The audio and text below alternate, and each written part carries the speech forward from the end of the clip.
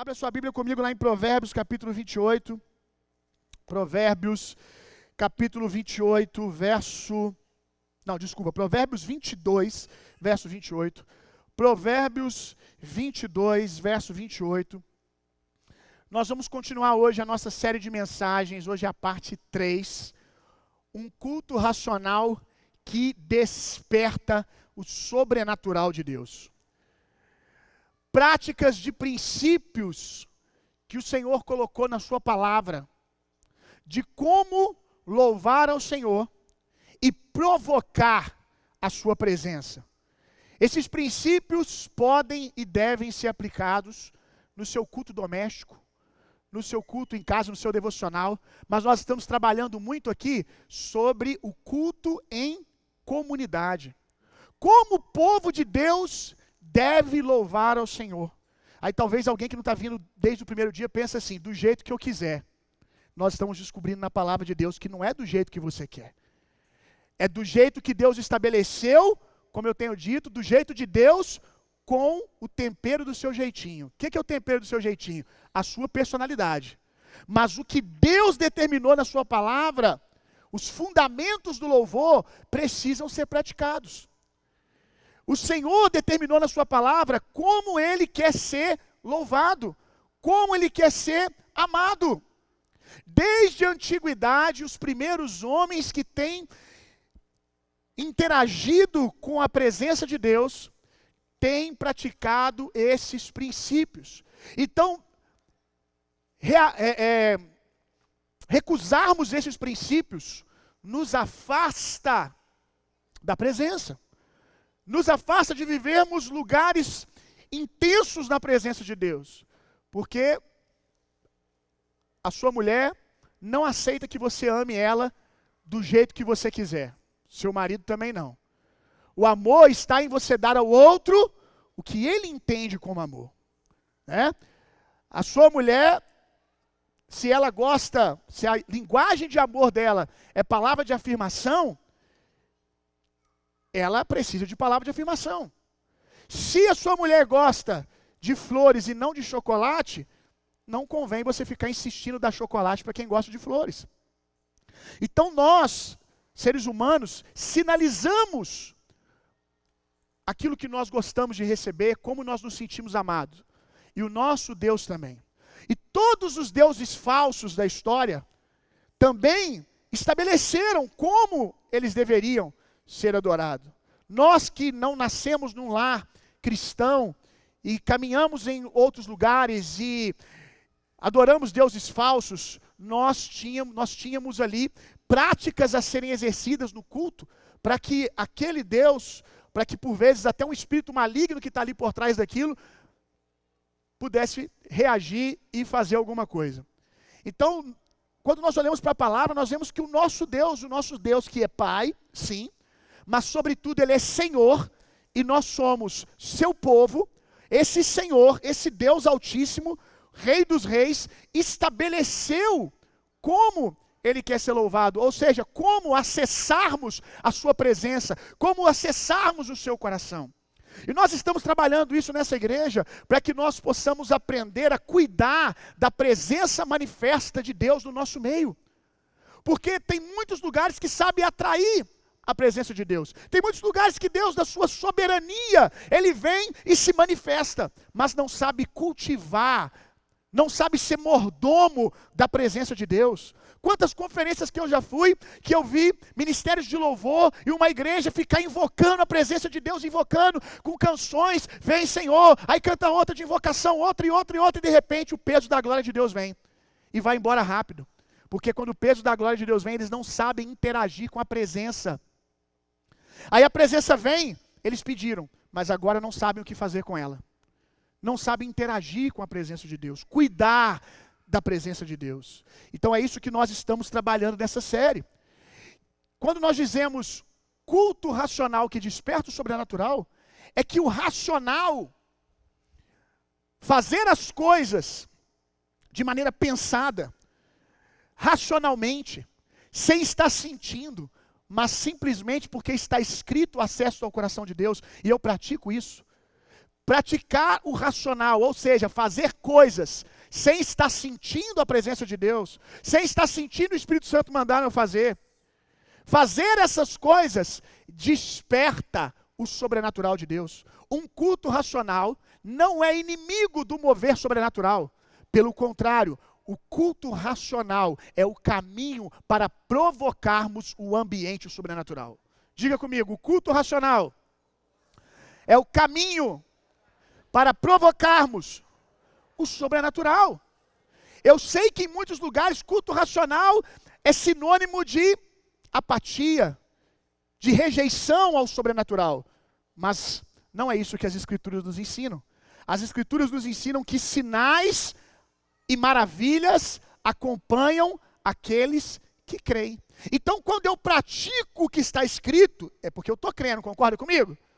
Eu só estou praticando porque eu tenho expectativa. Eu só estou praticando porque eu concordo. Quando eu pratico, quando eu boto fé na palavra, quando eu boto fé no que a palavra de Deus diz, que Deus quer ser louvado dessa maneira, aí o sobrenatural de Deus começa a me seguir e os sinais e maravilhas acontecem no nosso meio. Quando nós lemos aqui em Provérbios 22, verso 28, olha isso aqui. Não remova os marcos antigos que teus pais estabeleceram. Essa série de mensagens, em vários aspectos, em vários pontos, ela é um convite ao retorno. Ela é um convite a voltarmos a nos apropriar de práticas e disciplinas espirituais de culto que os nossos pais tinham. E que nós em algum momento deixamos o diabo sutilmente nos afastar disso. Não só os nossos pais, a sua mãe de oração, o pastor lá da igreja que você se converteu, que fazia questão de algumas dessas coisas que eu estou ensinando aqui no culto, mas os nossos pais, os nossos antepassados, os salmistas, os apóstolos, que praticavam essas práticas e não eram chamados de religiosos por causa disso. A gente tem que tomar muito cuidado, porque às vezes a gente precisa fazer uma movimentação para sair de um extremo. Qual era o extremo? Todo mundo na igreja tem que dobrar o joelho, senão não está louvando. Se você não está orando de joelho dobrado, você é carnal. Era um extremo. Nós pegamos coisas extremamente espirituais e deixamos que elas se tornassem carnais, porque se estabeleceu um padrão que tem que ser assim para acessar Deus, para acessar a presença de Deus. Aí a gente estava no extremo. Aí a gente começa a fazer a movimentação para sair desse lugar. O que o diabo faz? Pum, joga a gente lá no outro extremo. A gente já está em movimento, sabe? Ele vem e empurra por trás assim, e a gente cai lá no outro extremo. Qualquer um que ora de joelhos é religioso. Eu venho de uma geração, faço parte de um tempo, vi isso como pastor de jovens, que eu vi jovens condenando pessoas que tinham a prática de sempre chegar no culto e dobrar o joelho. Para que isso? Deus não precisa disso. E a gente começou a dizer coisas que parecem verdades, mas são mentirosas. Deus não precisa disso, Deus não quer isso. E aí a gente começou a condenar a prática de orar em joelho, de orar de joelho e outras coisas que eu venho construindo aqui com vocês. Só que o texto está nos dizendo o seguinte: não remova os marcos. O que é os marcos? Conquistas que os nossos pais nos deram. Limites que os nossos pais estabeleceram. É claro que esse texto aqui se adequa a várias outras coisas. Como, por exemplo, lugares que os seus pais colocaram e falaram assim, não passa daqui.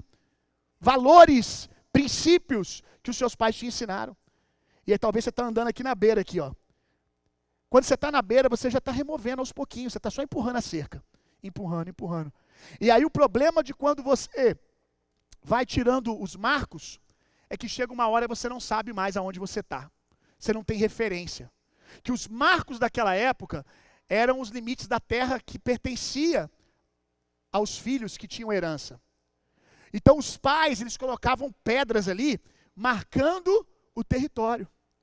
Então se você tirasse aquilo ali, você poderia se esquecer de qual era a sua terra, a sua herança. Entrar naquilo que não te pertence, perder aquilo que te pertence.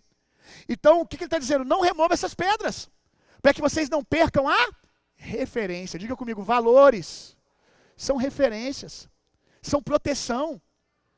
Tem muitas coisas que o seu pai te ensinou que você deve manter ali naquele lugar. Porque te dão referência, te dão orientação. Quando você precisa, você sabe para onde voltar. Mas muitas vezes o que o pecado faz? A gente vai empurrando devagarzinho, abrindo mão de valores, de princípios. E aí o cara fala, não tem nada a ver. Aí ele empurra um cadinho, não tem nada a ver. Aí chega uma hora que ele pergunta, quem sou eu? Quem sou eu? Onde eu estou? Como que eu cheguei aqui? Porque tirou a cerca. Está sem referência nenhuma. Agora, quanto à cultura de louvor e de culto, nós não podemos remover aquilo que os nossos pais conquistaram para nós. Coisas essas que eu estou mostrando para você, que não é hábito de homem, mas são princípios espirituais de culto e de louvor. E hoje nós vamos falar sobre a expressão de louvor, dobrar os joelhos, e vou tocar um pouco naquela expressão que eu falei com vocês, que eu chamei de eu sou, que é quando nós nos deparamos com a glória de Deus, ou quando nós começamos a compreender a beleza de Jesus, como nós reagimos a isso. Salmos 95, verso 6. Então, enquanto você abre, esse tempo agora, os jovens, alguns irmãos, estão muito descolados, né? A gente é descolado, a gente é livre. Eu acho que a gente ficou tão descolado que o Espírito Santo está querendo colar a gente de novo. Amém? Colar a gente nas Escrituras, colar a gente na cultura do reino. Tem muita gente que fica preocupado, mas eu não quero ser um religioso. Tem gente que hoje, que desse negócio de não querer ser religioso, também não quer parecer santo. E não é parecer no sentido de fazer para os outros, não quer lutar para ter manifestações de santidade diante da presença de Deus, não quer praticar atos de santificação, que é separar a grandeza de Deus, é se separar para o Senhor. Uma geração que não tem prazer de parecer, e parecer porque é, amém? De sendo, ficar claro que tu é crente, irmão, aleluia! Ficar claro que você é crente, ficar claro que você ama o Senhor, que você teme ao Senhor.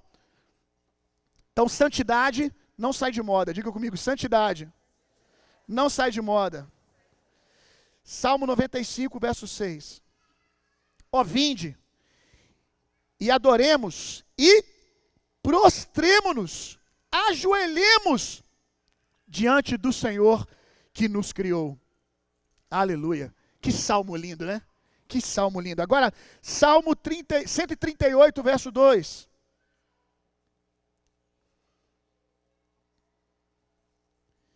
Prostro-me perante o teu santo templo e louvo o teu nome, por teu amor e fidelidade, pois exaltaste acima de todas as alturas o teu nome e a tua palavra. Prostro-me perante o seu santo templo e louvo o teu nome. Aleluia. Olha só, será que foi só Davi e os salmistas que tinham a prática de dobrar os joelhos? Será que isso ficou lá na velha aliança e agora que nós somos o povo do Espírito, o povo que flui no Espírito Santo, essas práticas não nos cabem mais? Vamos ver. Lucas capítulo 22, verso 41. Jesus orou de joelhos. Quem ousará chamar Jesus de religioso e quadrado, né? Jesus orou de joelhos. Lucas 22, verso 41. E apartou-se deles cerca de 1 tiro de pedra, e pondo-se de joelhos, orava. Aleluia. Jesus podia orar em pé? Podia. Jesus poderia orar sentado? Podia. Mas nesse dia, ele quis orar ao Senhor de joelhos. Você pode orar em pé? Pode. Você pode orar sentado? Pode. Mas por que nunca dobrar os seus joelhos ou com certa frequência não se colocar de joelhos na presença de Deus? E quem está reparando a igreja atual percebe que a prática diminuiu drasticamente. Nós saímos de um estado onde chegou a ser obrigado a chegar na igreja, senão você não era crente, de dobrar o seu joelho antes do culto começar, porque você olhava para o lado.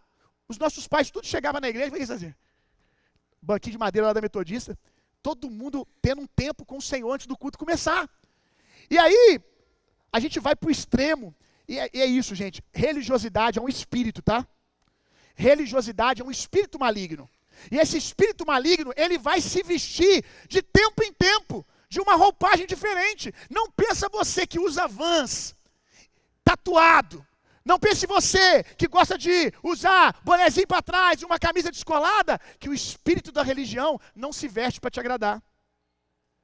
O espírito da religião, ele se veste quando ele vira assim: quem não é descoladão, não usa Vans e não é profético. No nosso tempo está desse jeito. É as tribos, né? E aí quando você não se veste de acordo com aquela tribo que caracteriza o povo da presença e o povo do mover, você não é tão espiritual. Agora melhorou, mas uns 10 anos atrás, quem lembra disso, da época do Vans? Você não tinha um Vans para orar, você não era crente, irmão. Você não era avivado. Você estava contra o mover do avivamento daqueles dias, se você não usasse um tênisinho descolado, baixinho, entendeu? Olha para você ver, o espírito da religião já tinha se vestido para aquele tempo. E já estava fazendo as pessoas determinar que elas são e os outros não.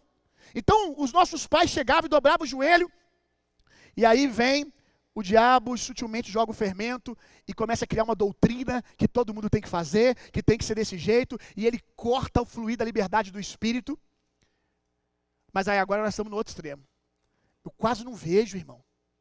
Eu quase não vejo a prática de devoção, de dobrar os nossos joelhos na presença de Deus. E como isso é uma expressão poderosa, que abençoa não o Senhor, abençoa você. Ministra sobre a sua vida, sobre a sua alma, que por vezes tem que pegar assim no colarinho dela e falar assim: ajoelha, se submete. A alma está dizendo: não, não, não, não. Não? Espera aí então. Dobra os joelhos e fala: meu corpo, minha alma, meu espírito estão prostrados diante da sua palavra, diante da sua vontade. Ei carne, ei alma, você vai porque vai fazer o que a palavra de Deus diz. É o espírito que já está prostrado, o espírito está sempre prostrado. A condição do nosso espírito recriado é de temor. Nosso espírito está quebrado diante de Deus, mas a alma nem sempre. Aí quando você é espiritual e você entende princípios espirituais, a sua alma que está ali, teimosa, não quero, não faço, você bota ela de joelho. Se submeta. Então Jesus orou de joelho. A igreja primitiva, ou eu prefiro chamar a igreja do primeiro século, orava de joelhos. Atos dos Apóstolos 21, 5.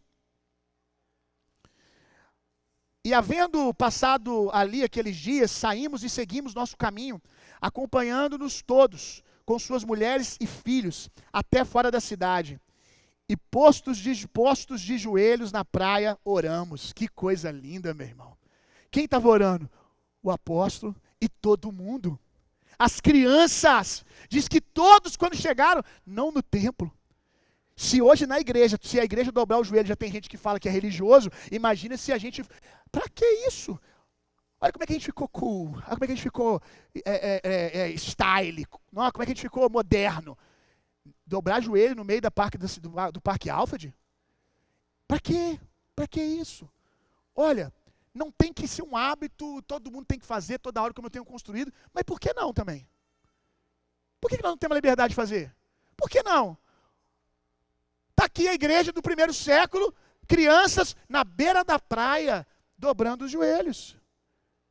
Por que não ir lá para o Parque Alfred e cantarmos um louvor ao Senhor e em determinado momento cantarmos esse louvor e orando todos nós de joelhos em devoção ao Senhor? Por que não? Nós não temos vergonha do Evangelho, amém? Ele é o poder de Deus, aleluia! Paulo orava de joelhos, Efésios 3,14.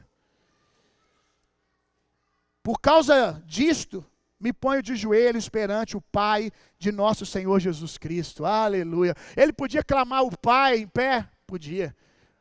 Mas havia uma súplica no coração dele. É o que eu construí com vocês semana passada ou a outra, não sei. O meu corpo está conectado com o meu coração. A minha língua, o meu braço, ele não é o braço de fulano, é o meu. Então, se o meu espírito está suplicando, por que que isso não transborda no meu corpo? Deus espera e merece a adoração, o louvor do nosso ser. Nós não somos Gasparzinhos, não. Nós somos um espírito, mas temos uma alma. Temos um corpo. O Senhor merece a nossa entrega total. Então, se o meu espírito está suplicando, por que você não pode demonstrar súplica? Tenha misericórdia do seu povo, Senhor. Eu suplico, eu imploro para que o Senhor os abençoe. Por que não? A única resposta, irmão, a única resposta, ou é que a gente está achando que a gente é Gasparzinho, ou a gente, em algum nível, ainda que não queiramos admitir, temos vergonha. Temos vergonha. Porque se o Espírito está fazendo, por que você não pode expressar no seu corpo?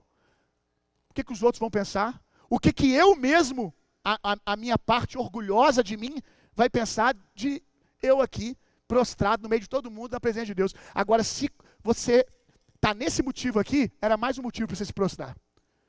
Para que a sua alma entenda que ela não tem o direito de ter vergonha do Senhor. Vamos continuar. 5 motivos para que meus joelhos se dobrem diante do Senhor. Lucas capítulo 5, verso 8. Lucas capítulo 5, verso 8.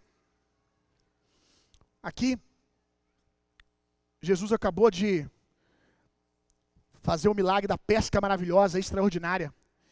E quando Pedro, o pescador, vê aquilo, olha o que acontece. Lucas 5, verso 8. E vendo isto, Simão Pedro prostrou-se aos pés de Jesus, dizendo: Senhor, ausenta-te de mim, que sou homem pecador. Então, o primeiro motivo, quebrantamento. É claro que todos os textos que eu vou falar, você vai ver que os motivos, a maioria deles estão em todos os textos.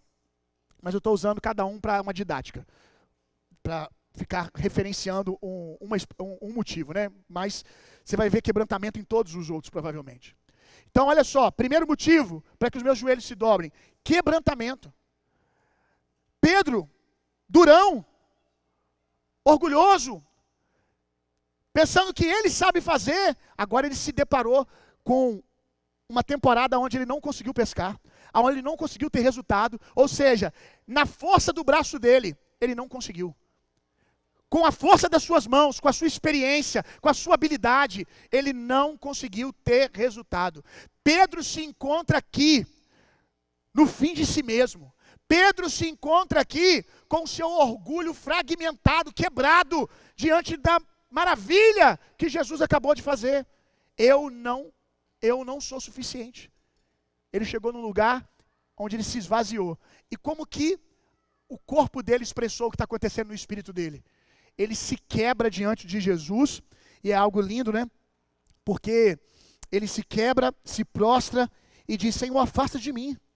Ele reconhece o quanto que ele é impuro, o quanto que ele é orgulhoso, e ele reconhece o quanto Jesus é santo, o quanto Jesus é poderoso, o quanto Jesus é glorioso.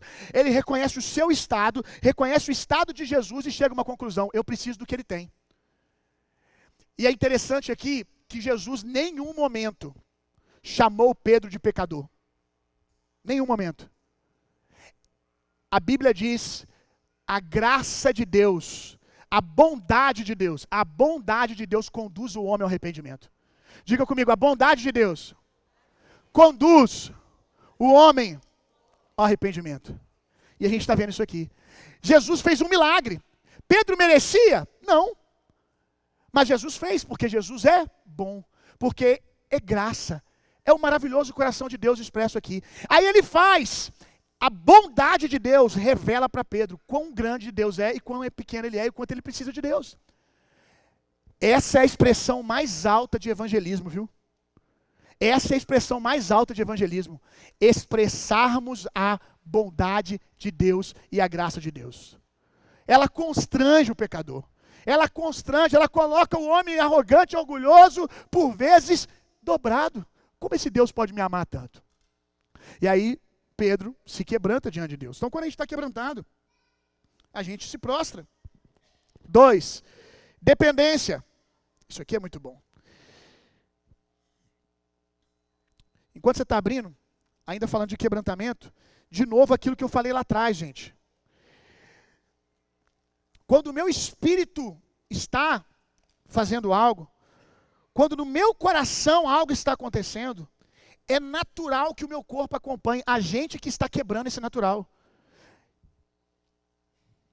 Não era nem para a gente gastar tempo nessas coisas, porque é o fluxo natural. Lá no campo de futebol, na festa da família, é natural, quando uma euforia acontece no seu coração, o seu corpo se expressa. Lembrando aqui agora, a Natália postou um vídeo, ontem a Eva faz muito isso.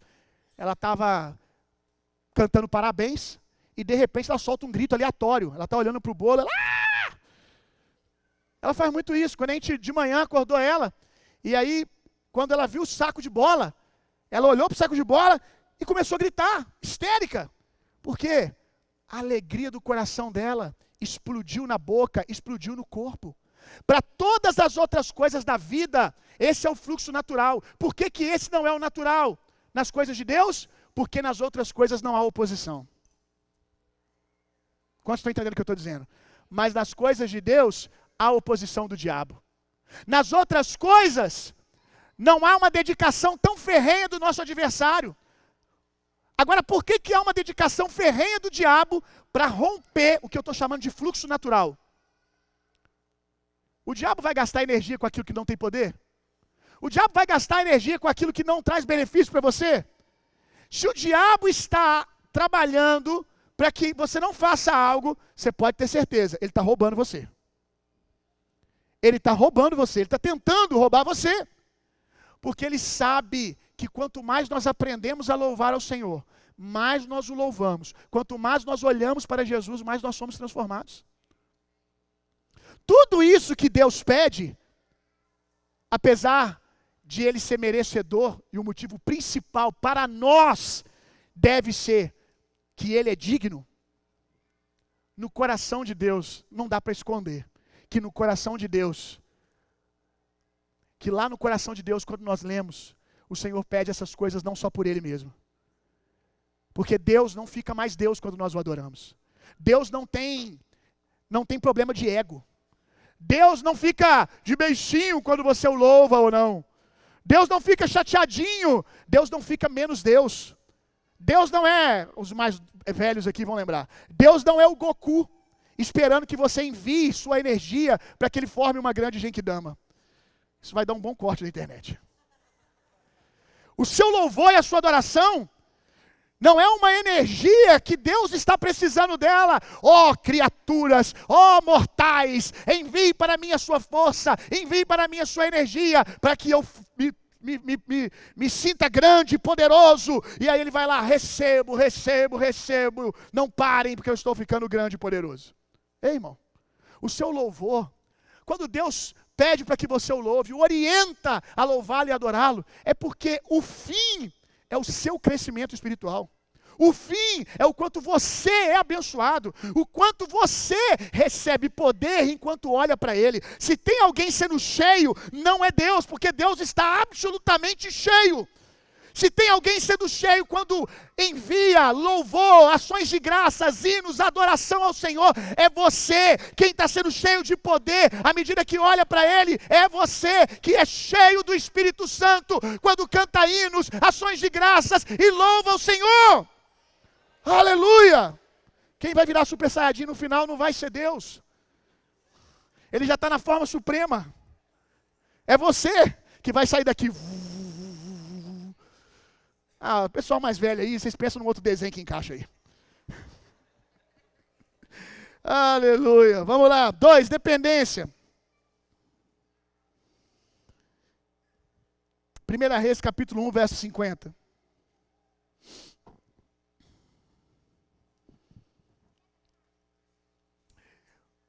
Porém Adonias temeu a Salomão, e levantou-se, e foi, e apegou-se às pontas do altar.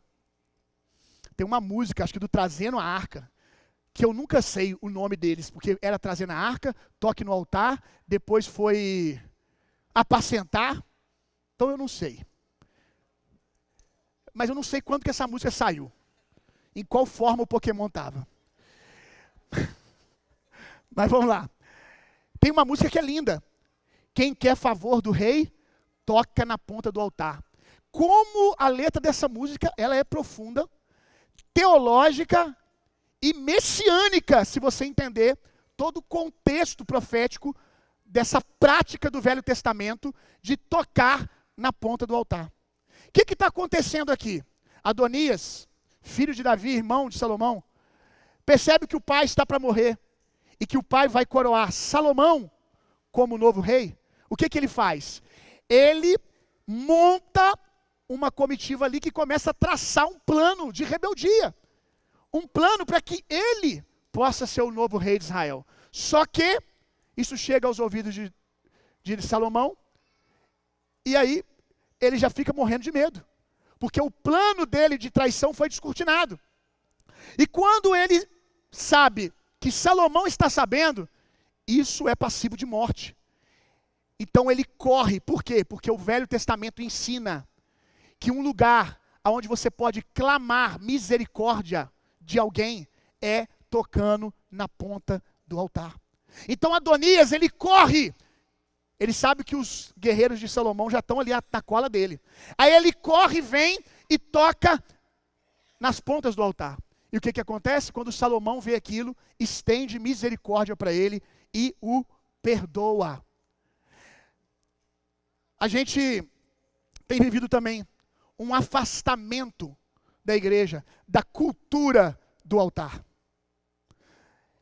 Eu não quero que vivamos o extremo dos nossos pais, que sentar no altar da igreja, criança que sentava no altar da igreja, o diácono já vinha. Você sabe quem que era o diácono? Tem o diácono e tem o diábono. Diáconos são os da nossa igreja, amém. Profetizando. Tem nenhum diábono não. Mas quem é velho de igreja sabe que tinha o diábono. O coitado da criança estava aqui, ó. O diábono já chega. Ah! O menino já. Quem é velho de igreja sabe que diábono tinha o hábito de pegar na orelha, irmão. Do filho dos outros. Quem aqui é dessa época? Levanta a mão. Uia, tá vendo que eu não estou mentindo? Olha, levanta a mão, que eu estou parecendo que eu sou mentiroso para eles, olha aí. Pegava na orelha, dava beliscão. Quem tem tempo de igreja aqui da época dos diáconos que dava beliscão? Já tomou beliscão? Você tem cara que já tomou beliscão, cara. Você tem cara que já tomou aquele de levinho aqui, no cantinho. Abençoado, miserável. Era desse jeito. Não pode encostar no altar. Essa idolatria ao altar não é o que nós queremos construir. De jeito nenhum. O altar tem mais unção no altar? Deixa eu te explicar aqui. Tem mais unção no altar? Não. Tem mais unção na sua fé em movimento. Deu para entender? E o altar, ele é um símbolo. Ele é um símbolo. Desde que você coloque símbolo no lugar de símbolo, ele é um símbolo.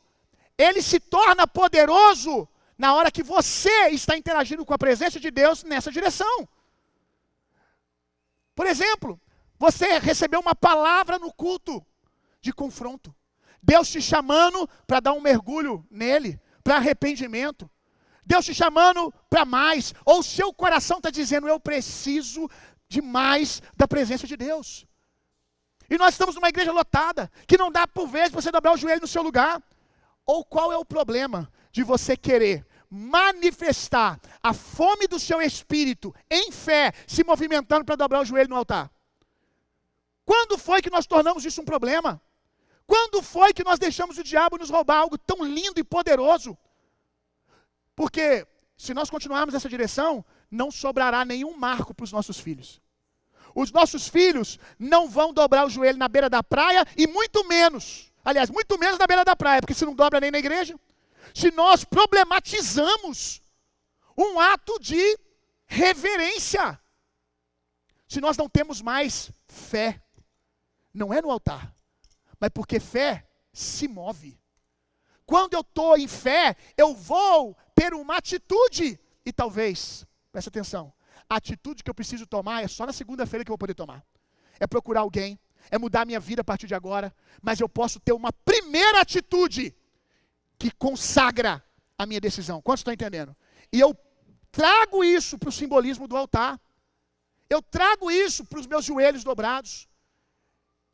que a gente, inclusive, viva a liberdade de não ter que esperar alguém te convidar ao altar para que você venha. Te convidar a dobrar os seus joelhos para que você dobre. Podemos fazer isso coletivamente. Mas que você entenda aonde o Espírito de Deus está, a liberdade. Na hora do louvor, cara, seu coração está quebrantado. Você está transbordando por dentro. Você pode estabelecer um marco na sua mente. Vamos lá. Estabelecer uma memória. Eu estou ensinando vocês a prestarem culto racional de maneira espiritual. Vocês podem estabelecer uma memória. Estabelecer um marco naquela manhã, um marco naquela noite, um marco naquele encontro de Jesus no seu quarto. De que aquele dia não foi qualquer dia, de que você ouviu a voz do Senhor, de que você está tomando uma atitude. Aí você sai do seu lugar, vem aqui e se prostra. No mesmo altar que do lado pode ter uma criança brincando de carrinho aqui. Na geografia da criança, é só um tablado de madeira onde ela está brincando de carrinho. Aquele lugar para você é santíssimo. Por que é santíssimo? Porque a presença de Deus está tocando você. A terra é santa, não é porque ela era santa antes, é porque Jesus está lá, vamos lá. Quantos estão entendendo? Agora a gente tem que ter essa visão espiritual de novo, gente.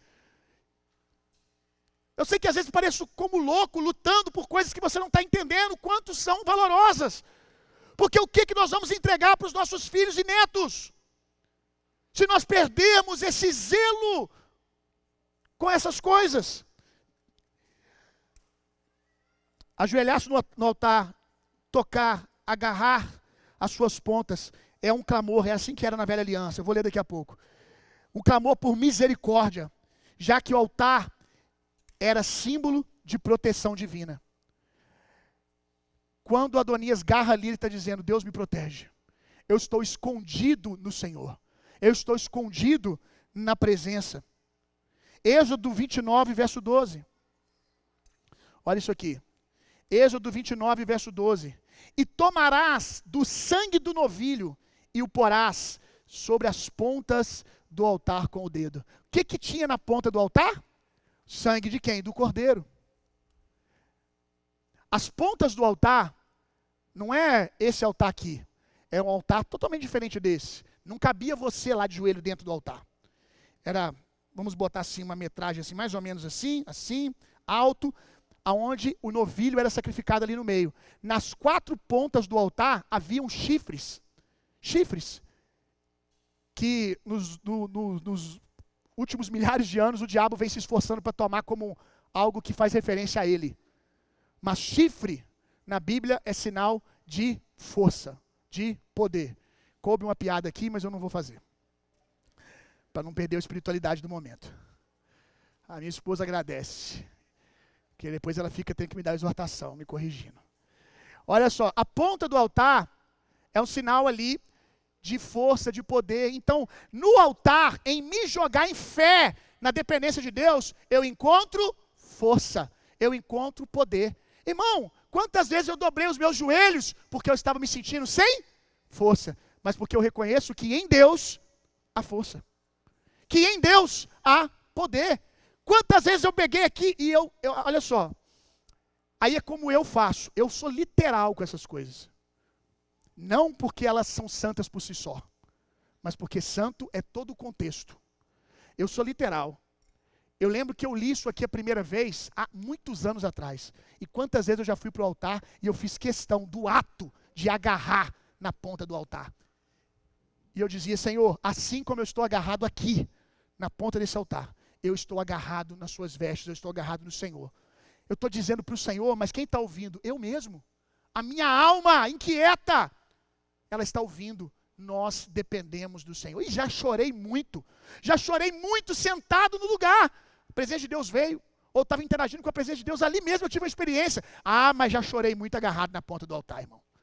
Já me chame de religioso, do que você quiser. Já agarrei muito na ponta do altar, chorando na presença de Deus. Lá em 2 Samuel, vai ter a narrativa também do momento, isso aqui é lindo, onde Davi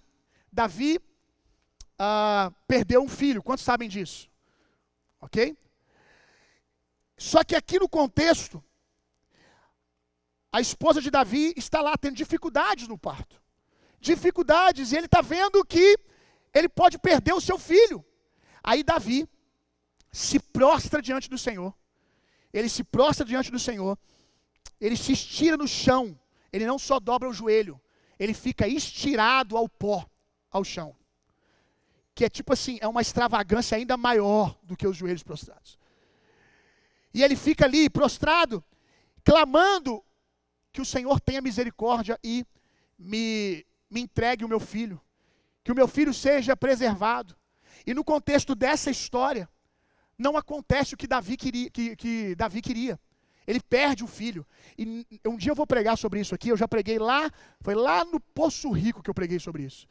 Esse texto é muito rico, porque a gente vê, no mesmo capítulo, dependência de Deus, fé, submissão. A gente vê saúde emocional. A gente vê ações de graças no dia mal. Tudo no mesmo capítulo. Esse é o nosso amigo Davi. Falei com o pastor Daniel que eu estou para começar uma série aqui só sobre os segredos do homem segundo o coração de Deus. E Davi, ele num momento ele está aqui, exercendo fé, dependendo de Deus, clamando por misericórdia. Não acontece. Davi levanta, bate a poeira, ao ponto dos soldados de Davi não quererem ir lá contar para ele que o filho dele tinha morrido com medo. Porque quando chegar lá, e ele souber, ele pode fazer alguma loucura e descontar raiva na gente. Só que ele já sabia. Ele já tinha percebido pelo cochicho deles o que tinha acontecido. Quando ele percebe, quando me cabia fazer, eu fiz. Quando ele percebe que o filho morreu, a Bíblia diz que ele levanta, ele estava de jejum. Ele levanta, toma banho, come. Ou seja, eu fiz tudo o que eu tinha para fazer. Agora, ações de graças, eu confio na bondade de Deus, eu sei que Deus não perde o controle de nada, Deus continua sendo digno de louvor. Olha que saúde emocional. A saúde emocional não está só nele levantando, está nele chorando na hora que tem que chorar. Está nele de luto quando tem que estar de luto. Mas quando termina, a saúde emocional vira. Que cara saudável. E mais, né? Ele bate a poeira, chama a mulher e fala, vamos fazer outro filho, porque Deus está para fazer uma coisa nova. Meu Deus do céu, meu irmão. Meu Deus do céu. Mas eu me lembro que a primeira vez que eu vi Davi num filme, deitado desse jeito, eu comecei a deitar na presença de Deus. Ixi, fiz isso muitas vezes, porque eu vi no filme e depois vi na Bíblia. Eu era recém-convertido, já contei isso aqui. Aí eu falei, nossa, e Davi que era um homem segundo o coração de Deus. Eu tinha uma fé muito simples, ainda procuro ter ainda. Se Davi era um homem segundo o coração de Deus, está deitado aqui, aí eu pensei, eu estava lendo a Bíblia ainda toda, eu nem sei ainda se isso está na Bíblia ou não, mas é bacana esse negócio aí. Deus merece isso mesmo. Dobrar joelho é pouco, eu vou deitar. Aí eu comecei a chegar na igreja, irmão, que era não uma igreja como essa aqui, mas uma igreja que ainda era muito tradicional na época. Eu comecei a ir lá para o altar, no meio do louvor, sozinho, no meio do corredor da igreja, bem perto do altar, e ficava deitado, estirado no pano vermelho assim. Ó. Hoje em dia você ia pensar, legal. Agora naquela época, você não faz ideia. Qualquer olhar, é maluco, é doido. Né? Para que isso? Mas eu sempre tive uma fé prática, uma fé rápida em responder, uma fé que não problematiza. Terceiro, proteger o coração, um motivo para você dobrar os seus joelhos. Proteger o coração.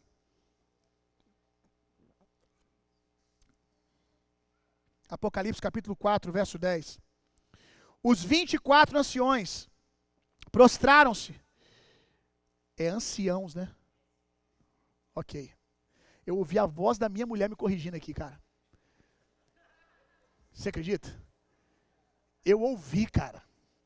Eu não sei se o Espírito Santo vai e ativa a troca de voz, eu não sei. A minha mulher é quase onipresente, cara, porque onde eu vou ela me persegue. Apocalipse 4:10. Os 24 anciões. Agora todo mundo é Nathalie. Pronto. Pronto. Que liberdade é essa? Como é que é? Repete aí. Vamos lá. Os 24 anciãos prostraram-se diante daquele que está assentado sobre o trono e adoraram o que vive para todo sempre. Vamos lá. as coroas estavam com quem? Lê o texto aí.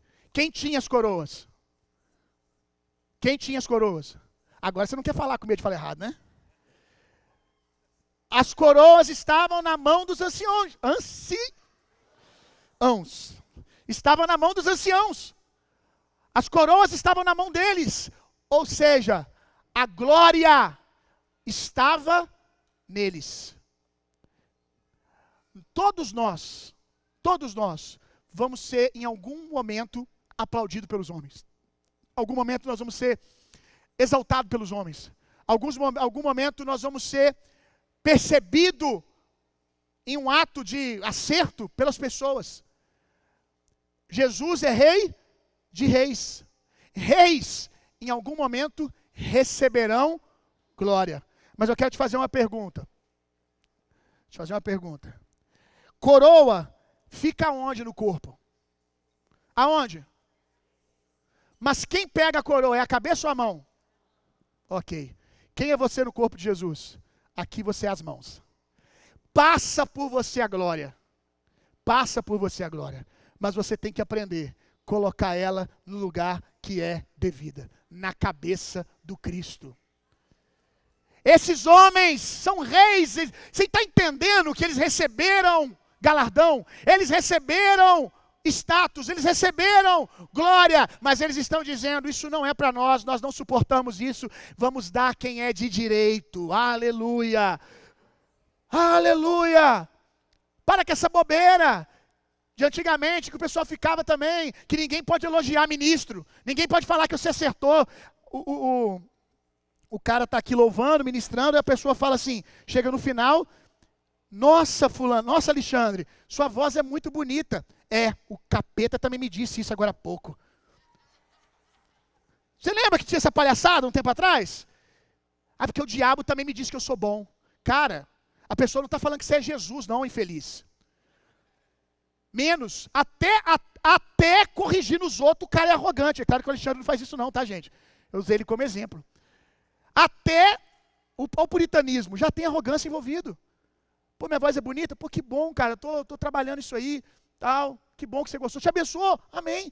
Agora é o que você vai fazer com isso, não é diante dos outros, não. Porque tem soberba nessa resposta. É o que você vai fazer quando os outros viram as costas. Senhor, eu quero te entregar todo o louvor, toda a glória. Quantas vezes eu termino um culto, alguém chega e fala, pastor, como o Senhor abençoou a minha vida. Ô pastor, você me abençoou demais. Eu não sou ignorante, eu vou falar assim, irmão, foi bênção. Nossa, Deus é muito bom e deixar eu participar da sua vida, ser usado na sua vida. Eu disse a mesma coisa, sem nenhuma grosseria, sem parecer um santarrão. Agora, eu saio dali e eu preciso dobrar os meus joelhos, eu preciso estar em reverência ao Senhor, dizendo, Jesus, essa glória é sua, porque tudo que eu faço e sei foi o Senhor que me ensinou. Quantos estão entendendo?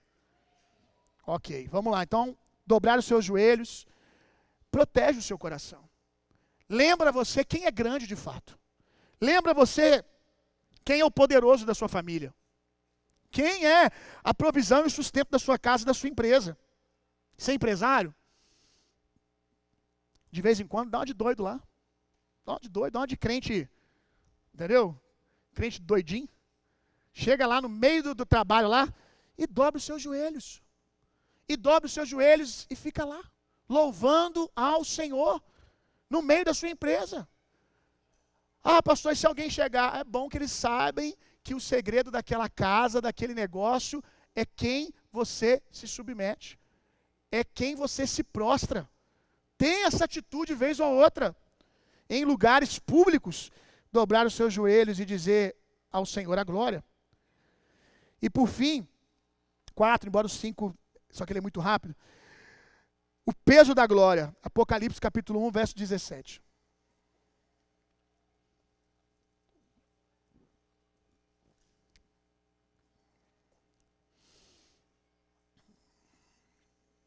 Deus tem sido muito bom conosco, né?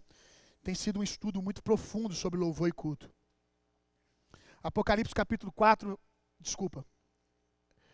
Apocalipse capítulo 1, verso 17.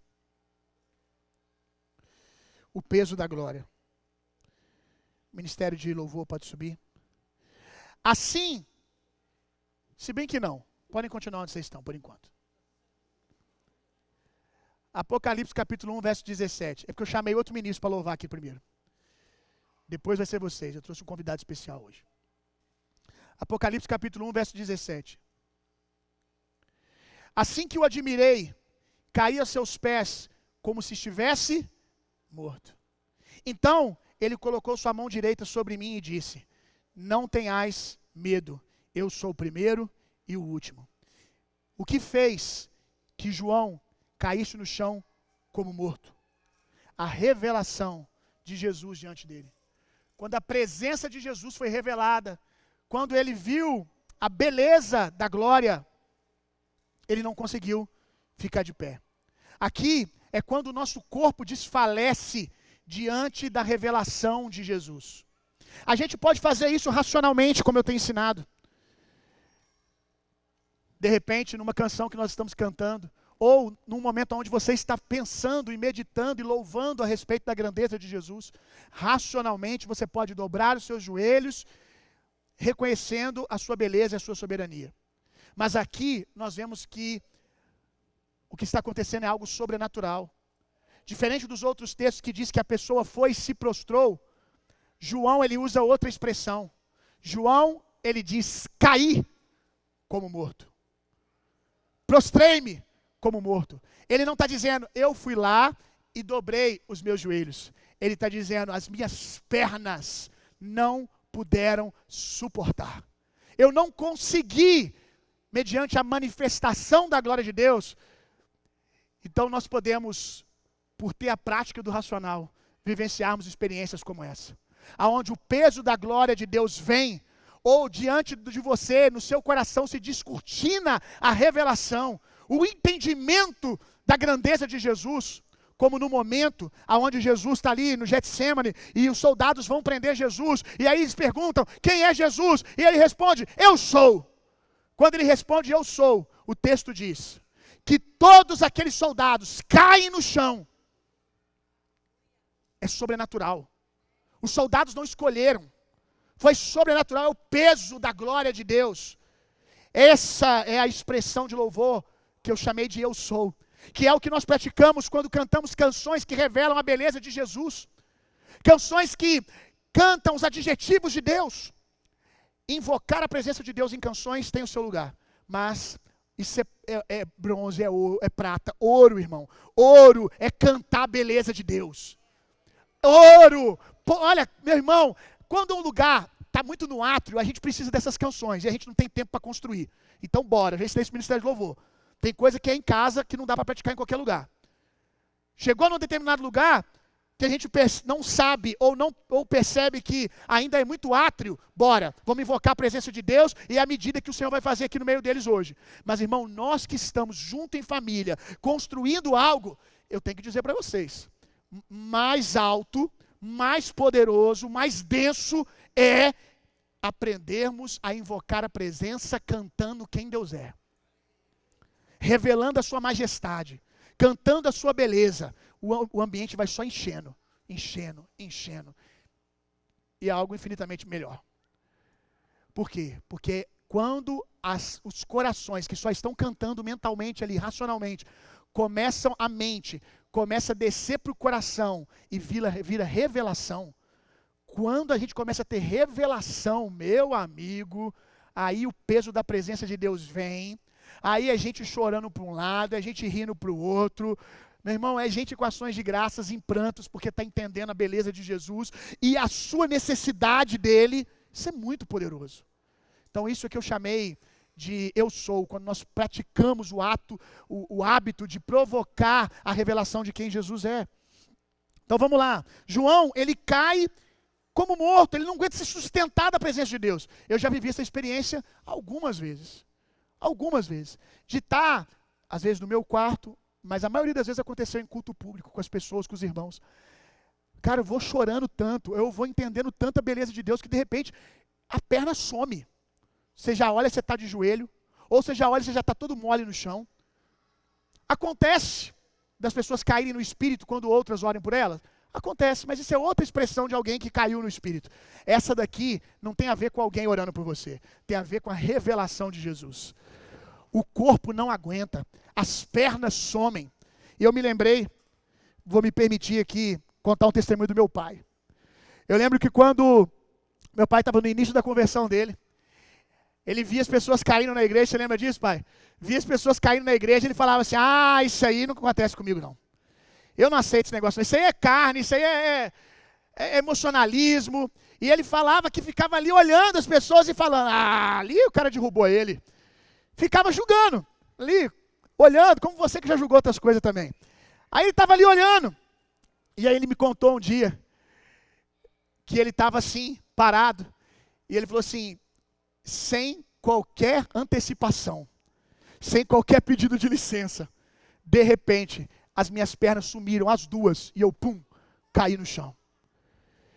E ele falou que ficou no chão perguntando: o que aconteceu? Cara, é o peso da presença de Deus. Jesus estava respondendo para ele mesmo, né? Não deixou ninguém pregar para ele, foi lá e respondeu para ele: eu vou te mostrar por que as pessoas caem. Por causa do peso da minha glória, por causa do peso da minha presença. E aí eu lembro que ele falou comigo naquela época: agora eu vou para o altar, eu fico preocupado. Eu fico preocupado.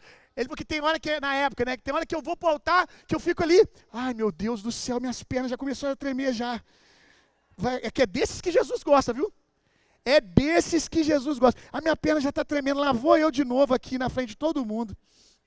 É o peso da glória de Deus. É o peso da presença. Isso pode acontecer com você. É quando nós reconhecemos a grandeza do Senhor. Por fim, Romanos 4:11. Isso aqui é muito bom. Por que nós devemos dobrar os nossos joelhos? Diga comigo. Porque nenhum de nós. Diga de novo. Porque nenhum de nós terá escolha. Se eu fosse você, fazia logo. Pastor, não gostei da sua mensagem. Esse negócio de joelho dobrado não é para mim. Beleza. No fim das coisas nós conversamos. Vou ver do lado você dobrando o joelho ali. Junto comigo. Romanos capítulo 14, verso 11. Romanos capítulo 14, verso 11. Porque está escrito: por mim mesmo jurei, diz o Senhor, diante de mim todo joelho se dobrará, e toda língua confessará que eu sou Deus, diz o Senhor. Ou tu dobra agora, com a mensagem do Bill, ou tu dobra por entendimento, ou até o incrédulo que passou a vida inteira falando Deus não existe. Jesus e a sua glória, quando ele se revelar em majestade e glória, todos os perseguidores da igreja, os que amaldiçoaram a igreja, todos vão estar lá bonitinhos, um do lado do outro, de joelhos dobrados e a língua confessando: Ele é o Senhor, Ele é digno de toda honra, toda glória e todo louvor. Todos os joelhos vão se dobrar voluntariamente ou perderão força e ficarão ali, dobrados diante dEle, em louvor, meu irmão. Mas eu faço parte do time daqueles que gostam de fazer isso, amém? Você também? Se coloque de pé no seu lugar, vamos exercitar um pouco, como temos feito a cada semana. Aleluia. Olha, eu me lembrava em casa, meditando, a respeito de Maria, com um vaso de alabastro. Quando ela entra na sala, aonde Jesus está, e ela quebra o vaso,